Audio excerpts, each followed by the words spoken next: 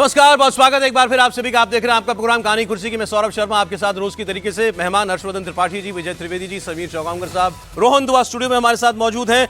अब बात होगी जरा उस बाबा की जिसके समागम में 121 लोगों की भगदड़ में मौत हो गई। 121 लोग खत्म हो गए कुछ मिनटों के अंदर, दब कर, जिन्हें सांस नहीं आई। लेकिन जिस बाबा ने वो समागम किया था, वो बाबा उसी वक्त उस भगदड़ के उनके सामने हो रही होगी भगदड़, गाड़ियों में बैठकर फरार हो गया। उसका सीसीटीवी फुटेज मैंने आपको कल दिखाया था। अब बाबा कहां है ये हम पूछ रहे हैं पिछले लगातार जिस दिन से हादसा हुआ उससे। कहां है बाबा? कहां है बाबा? सूरजपाल कहां है? इस जगह पर हादसे की जांच करने के लिए मुख्यमंत्री आए, एडीजी, डीजी सब आ गए, सब लोग। राहुल गांधी मिल लिए परिजनों से, अस्पताल योगी आदित्यनाथ भी चले गए, सब कुछ हो रहा है। एक बुनियादी सवाल का जवाब नहीं मिल रहा कि आखिर इस बाबा का क्या हो रहा है। सरकार बाबा पे कुछ कर रही है क्या? ना सरकार बोलती, ना कोई और नेता बोलता। राहुल गांधी से पूछो बाबा पर कार्रवाई होनी चाहिए, वो बोलते हैं मैं परिवार से मिलने आया हूं, मैं इस पर नहीं बोलूंगा। अखिलेश यादव से बात होती है, अखिलेश यादव कह देते हैं बीजेपी के पत्रकार हैं। ये तो हाल है। आपके मन में ये सवाल नहीं है कि भाई इतने दिन हो गए, वो आदमी को मीडिया के सामने तो लाओ। पैसे तो पुलिस के सामने आना चाहिए, लेकिन हम कह रहे हैं मीडिया के सामने तो लाओ। चलिए, वो आज आ गया मीडिया के सामने। उसने एक बयान जारी किया, ये आपके सामने। सूरजपाल, जो एक खुद को कहते हैं साकार हरिनारायण, इनकी बात मैं आपको सुनाने जा रहा हूं। इनकी बात में कहीं दुख, पश्चाताप, कहीं कुछ आपको दिखाई दे तो आप भी हमको रिप्लाई करके बताइएगा। सुनिए जरा इनको, और फिर उसके बाद में इनके वकील की बात आपको सुनाऊंगा। इनके वकील ने कुछ सफाई जरूर दी है इनकी तरफ से। ये दोनों बातें आप सुन लीजिए, और फिर मैंने आपसे कहा था मायावती का जिक्र करेंगे। देश के नेताओं को मायावती से सीखना चाहिए, रीढ़ की हड्डी क्या होती है। इनको सुन लीजिए पहले। 2 जुलाई की घटना के बाद बहुत ही व्यथित हैं। प्रभु हमें बस संगत को इस दुख की घड़ी से उबरने की शक्ति दें। सभी शासन एवं प्रशासन पर भरोसा बनाए रखें। हमें विश्वास है जो भी उपद्रवकारी हैं वो बख्शे नहीं जाएंगे। हमने अपने वकील डॉक्टर AP सिंह जी के माध्यम से कमेटी के महापुरुषों से ये प्रार्थना की है कि दिवंगत आत्माओं के परिजनों एवं इलाजरत घायलों के साथ जीवन पर्यंत तन धन से खड़े रहने का आग्रह किया है, जिसको सभी ने माना भी है। सभी इस जिम्मेदारी को निभा भी रहे हैं। सभी महामंत्र का सहारा न छोड़ें। वर्तमान समय में वही माध्यम है सभी को सद्मति और सद्बुद्धि प्राप्त होने की इच्छा रखते हैं। देव प्रकाश मधुकर हार्ट पेशेंट हैं। उनके परिवार में से भी इस 2 जुलाई की घटना को में मौत हुई है, मृत्यु हुई है, और उनके तो सब साथ में सेवादार थे ही, आयोजक मंडल कमेटी सब थे ही, तो पूरा परिवार ही था। तो उनकी मौत हुई है, तो उनकी भी अंतिम संस्कार की प्रक्रिया भी पूरी तरह से चल रही है। हार्ट पेशेंट भी हैं।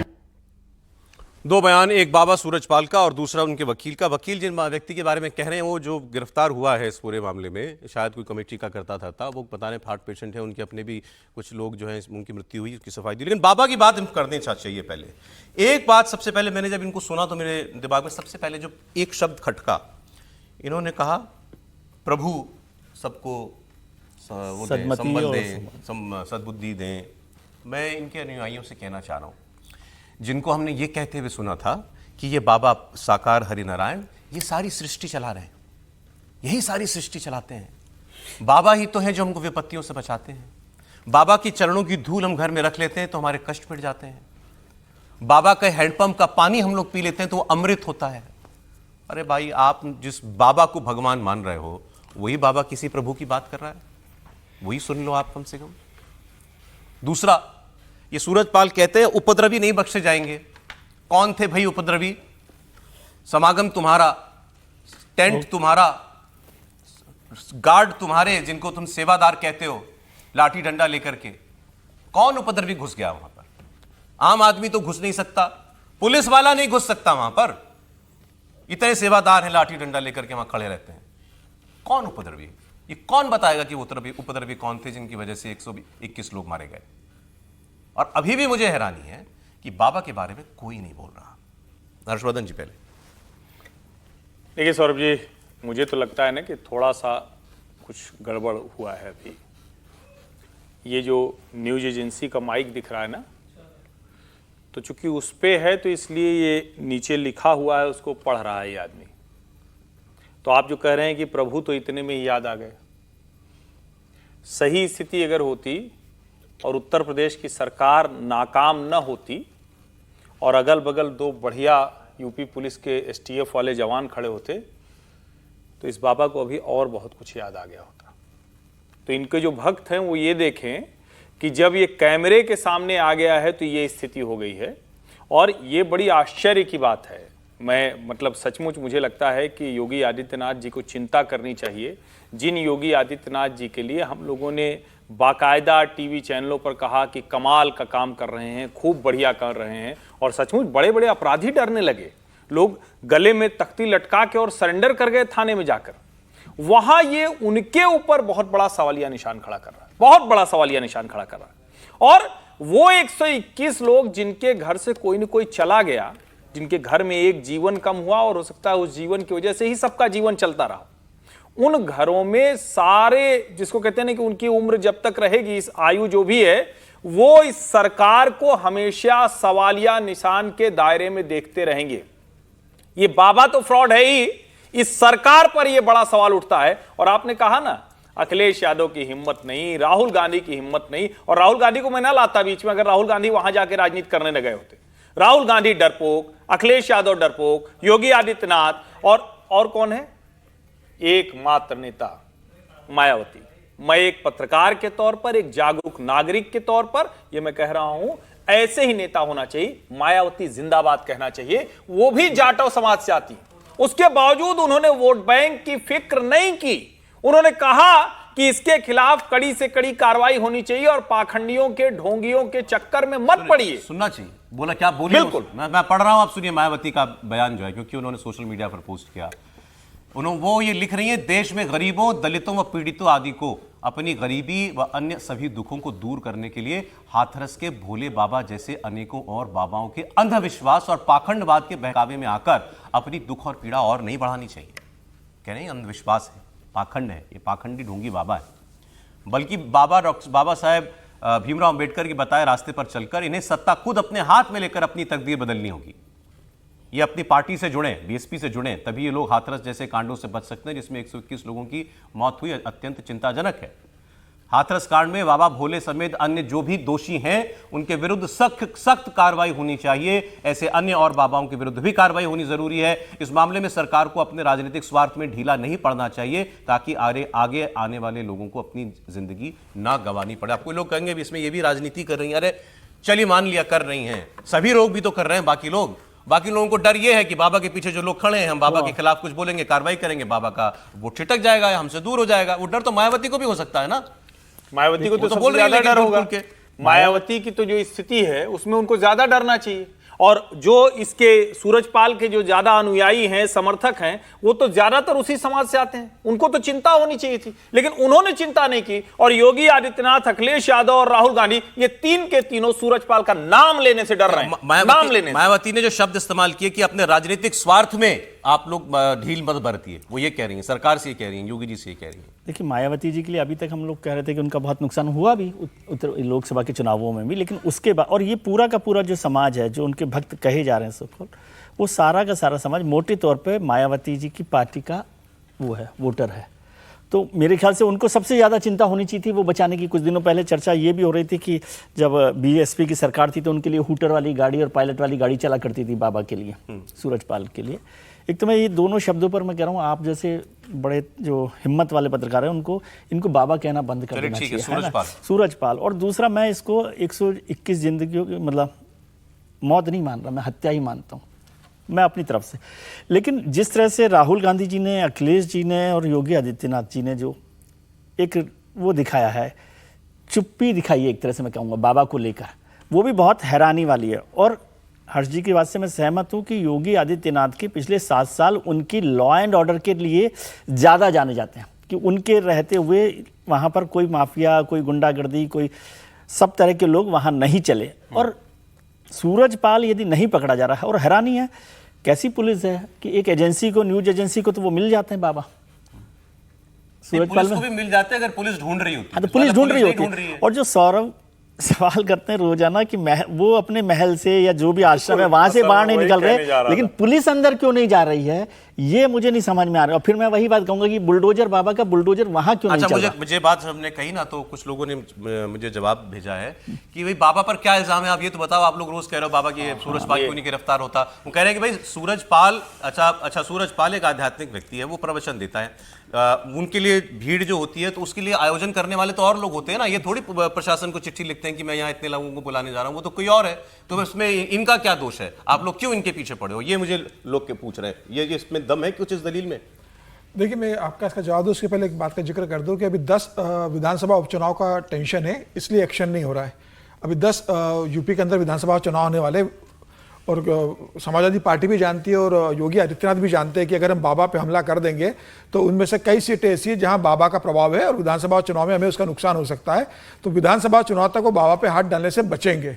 और देखिए, किसी अगर ये जो घटना घटी है दुर्भाग्यपूर्ण घटी है, लेकिन अभी मैं कल ही देख रहा था कि उड़ीसा के किसी जगह पर एक संत ने इसी तरह का एक प्रवचन ऑर्गेनाइज किया था। वहां भी 1.5 लाख लोग थे और वहां 50 पुलिस वाले थे और 1.5 लाख आदमी बैठे हुए थे। अनुमति 50 लोगों की थी। तो उस पर लिखा हुआ था कि ये हमारा सौभाग्य है कि यहाँ पर कोई दुर्घटना नहीं घट रही है हाथरस जैसी, बाकी तो भगवान ने चमत्कार ने बचा लिया, यहाँ कोई घटना नहीं घटी। 3 दिन वहां कार्यक्रम चला है, 50 पुलिस वाले थे और 1.5 लाख लोग वहां पे थे। हालांकि कल वो शांति से निपट गया कार्यक्रम। तो लोग ये कह रहे हैं कि ईश्वर का कोई चमत्कार था कि कोई यहाँ दुर्घटना नहीं। मैं आपने पूछा बाबा का कोई, बाबा पर कोई अपराध बनता है या नहीं? बिल्कुल बनता है। बाबा के ऊपर बिल्कुल अपराध बनता है। बाबा के अपराध क्यों नहीं बनता? बाबा, घटना घटी, बाबा भाग क्यों गए? सूरजपाल भागा क्यों वहां से? जब वो वहां से निकला तभी इसको मालूम पड़ गया था कि वहां भगदड़ मच गई है। वो वहां रुकता, लोगों की मदद करता, लोगों को अपने आश्रम में देता, व्यवस्था करता, वहां से गायब हो गया। 4 दिन बाद वो वीडियो जारी कर रहा है और पढ़ रहा है वहां पर वो बाबा। तो मुझे लग रहा है सबसे पहले सूरजपाल को गिरफ्तार होना चाहिए। और ये पहली बार नहीं है, इसके पहले भी वो इस तरह के आयोजन करता रहा है, गोलीबारी जनता को बेवकूफ बनाता रहता है।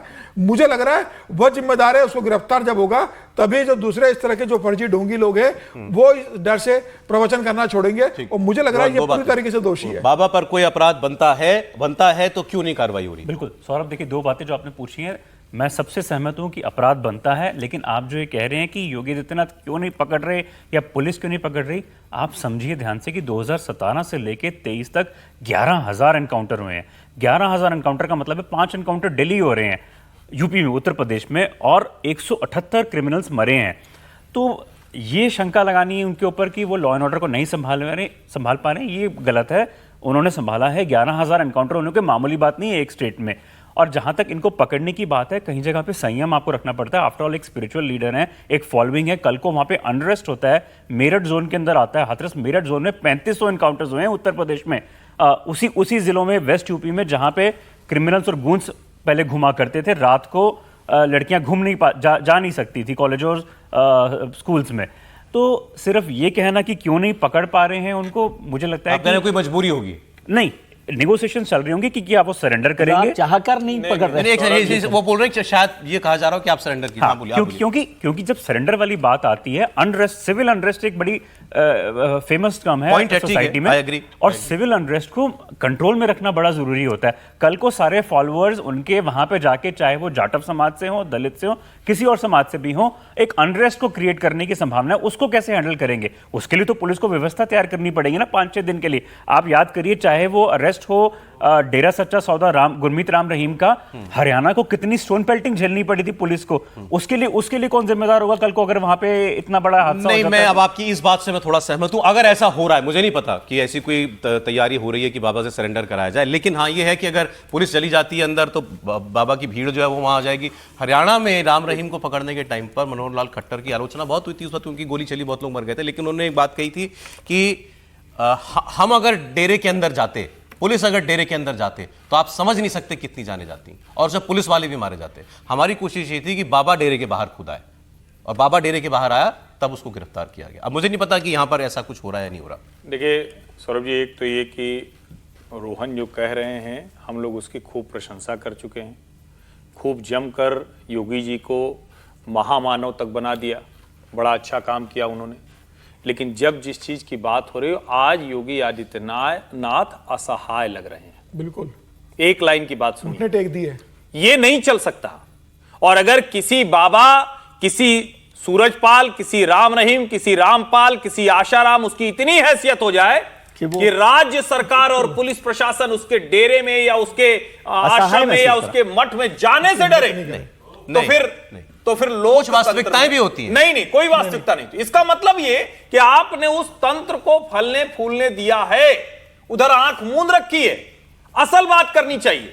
अगर पुलिस हर्षवर्धन जी प्लीज, हमें थोड़ा प्रैक्टिकल होकर बात करनी चाहिए। आप वो कौन एक आपको रामपाल याद है ना? बिल्कुल याद। रामपाल को पुलिस पकड़ने गई थी, कितने लोग मारे गए थे। इसका मतलब मीडिया के लोगों के ऊपर भी इनफैक्ट गोली चल गई। इसका मतलब क्या हुआ? इसका मतलब हुआ कि पहले की सरकारें रामपाल के आश्रम में अवैध असलहा है, लोग गुंडे हैं, अपराधी हैं, फरारी काट रहे हैं, उसको नहीं देखा।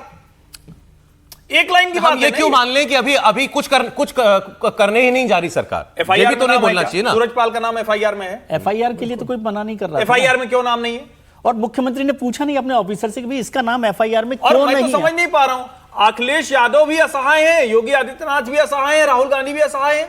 अगर इतना वो ताकत में रखती है तो ये लोग जाके उसके चरणों में नतमस्तक क्यों नहीं हो जाते? 121 लोगों की जान चली गई। हम लोगों को किसी को, मतलब हम लोगों को गुस्सा आ रहा है, ये नेताओं को गुस्सा ही नहीं आ रहा है। इनको लग रहा है कि हो गया, चलो कुछ दिन बाद लोग भूल जाएंगे, पता नहीं चरण भभूत लेके चले जाएंगे। रोहन जी ने जो बात कही एनकाउंटर्स की, मुझे पता नहीं ये हमारी खुशनसीबी है उत्तर प्रदेश के लोगों की। पिछले हर दिन 5 एनकाउंटर होते थे, पिछले 5 दिन में कोई नहीं हुआ एनकाउंटर। नहीं देखिए, एनकाउंटर तो होते हैं ना यूपी में, ऐसा नहीं एनकाउंटर होते हैं, लेकिन पिछले 5 दिन में कोई नहीं हुआ। ये खुशनसीबी मैं कह रहा हूं, फिर वो क्या मानूं, लेकिन एनकाउंटर होना चाहिए। फिर मुख्य आयोजक को क्यों पकड़ा? लेकिन क्यों, आप मुझे बताइए कि एफआईआर, आप छोड़िए, आप कह रहे हैं, मैं बात मान रहा हूं क्योंकि सरकारों को देखना होता है कि किस तरह से लॉ, लेकिन एफआईआर में कोई प्रॉब्लम है? जब एफआईआर नहीं है तभी तो आप ये सवाल कर रहे हो कि भाई उस पर क्या दोष है जिसको आप पकड़ने की बात करो। मैंने तो बड़ा बेसिक सवाल पूछा कि इस पर क्या अपराध बनता है। मुख्य आयोजक पे क्या अपराध बनता है बताइए? उसने परमिशन दी होगी, मांगी होगी कि मुझे यहाँ इतने लोगों को बुलाना है, उससे ज्यादा लोग आए। वो परमिशन मांगी तो डीएम और एसपी को होना चाहिए। तो फिर तो बिल्कुल। फिर मुख्य आयोजक पे क्यों? मुख्य आयोजक ने किसके लिए किया? किसके लिए? सूरजपाल के लिए किया।